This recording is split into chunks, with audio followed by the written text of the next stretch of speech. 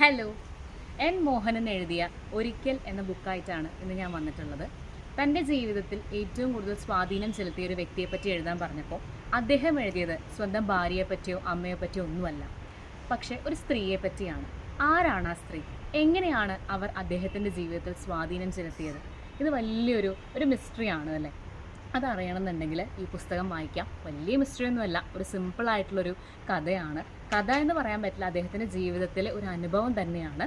എല്ലാവരും ഇതൊന്ന് വായിച്ചു നോക്കുക. നല്ലൊരു പുസ്തകം തന്നെയാണ്. ആകെ എനിക്കിതിലൊരു ഡ്രോബാക്കായി ഫീൽ ചെയ്തൊരു കാര്യം എന്ന് പറഞ്ഞാൽ ഇത് കുറച്ച് കൂടുതൽ മലയാള സാഹിത്യം ഉണ്ട് എന്നെനിക്ക് തോന്നി. അതായത് നമ്മളധികം കേൾക്കാത്ത, നമ്മൾ ഡേ ടു ഡേ ലൈഫിൽ അധികം യൂസ് ചെയ്യാത്ത വാക്കുകൾ, കുറച്ച് കൂടുതൽ സാഹിത്യപരമായ വാക്കുകളൊക്കെയാണ് ഇതിൽ ഉപയോഗിച്ചിട്ടുള്ളത്. അതിൻ്റെ ഒരു ബുദ്ധിമുട്ട് എനിക്ക് തോന്നിയിരുന്നു വായിച്ചപ്പം. അത് അപേക്ഷിച്ച് നോക്കിയാൽ ഒരു നല്ലൊരു അനുഭവ കഥ എന്ന് നമുക്ക് പറയാം. നമുക്കത് വായിക്കുമ്പോൾ ചിലപ്പോൾ അദ്ദേഹത്തിനോട് ദേഷ്യം തോന്നാം, ചിലപ്പോൾ സഹതാപം തോന്നാം, പലതും തോന്നാം. അപ്പോൾ നിങ്ങൾ തന്നെ വായിക്കുക, നിങ്ങളുടെ എക്സ്പീരിയൻസ് പറയാം. Thank you.